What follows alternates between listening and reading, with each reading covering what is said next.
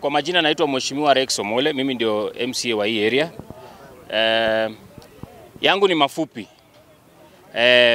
Watu wa Kanjo walikuja hapa usiku, destroy property ya watu wa Jua Kali, wakavuruta magari ya clients. Magari 25. Tuko na list hapa ya zile vitu zilichukuliwa hapa. Magari 25 ya clients. Hapa mahali hawa watu wako walipata barua kutoka Kenha 2014. Barua walipata kutoka Kenha, barua ndio hii.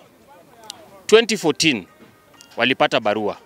Na wakaibackup na barua ya Kanjo the same year 2014. Sawa sawa. Hawa watu wanalipa mpaka kodi. Wanalipa kodi kwa Kanjo. Ile inatupatia sisi mshahara. Business permit. Now, wamekuja wamepigwa na Kanjo. Mimi kama area MCA sikujulishwa chochote. Hawa watu wamekuja usiku. Nia yao ni nini? Ukiangalia hapa, hii ni barabara. Hapa ni wetland. Ploti inaanzia huko. Hawa watu wamefuata sheria, wamepata barua wafanye kazi. Kwa nini mtu wa chini anyanyaswe namna hii? Hii swali mimi nauliza. Ni kwa nini hawa watu wetu, watu wa chini wanyanyaswe? Kwa nini mvurute magari za wenyewe, magari 25 ziende? Toolbox zimechukuliwa. Mashades zimeharibiwa. Mimi niko na swali kwa governor wetu, Governor Sakaja. Niko na swali. Wewe Governor Sakaja, unataka kuja kusimama na ODM. Hawa ni watu wa ODM. Unapiga watu wa ODM. Ni ODM gani hii unataka kukuja kusimama nayo? Hiyo ni swali moja mimi nakuuliza. Ni ODM gani hii unataka kuja kusimama nayo? Unakuja kusimama na ODM ukipiga watu ya ODM. Na watu wenye wako karibu na baba.